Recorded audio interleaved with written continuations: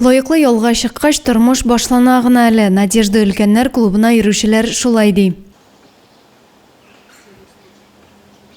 77 яшьлек Любовь Санникова һәр вакыт хәрәкәттә. Лайыклы ялда дип буйыгып утырмый. Тимер дусты велосипедына утырып, төрле очрашуларга йөри, спорт чараларында катнаша. Актив сәламәт яшәү рәвеше алып барганга күрә ГТО билгесенә дә ия булган. У меня нет свободной минуты. Я постоянно в каких-то делах, в каких-то мероприятиях. Меня постоянно приглашают и в библиотеку на все мероприятия. Төркем 15 елга якын спорт сөюче пенсионерларны берләштерә. Әбиләр гимнастикада ясыйлар, волейболны да яшьләрдән ким уйнамыйлар. Иң өлкәненә 82 яшь. Тәслимә Зәйнетдинова исә 5 елдан артык Надежда өлкәннәр клубына йөри. Хәрәкәттә бәрәкәт аның тормыш девизы. Без монда аралашабыз. Иртән кәкрәйеп торган тәннәрне язабыз.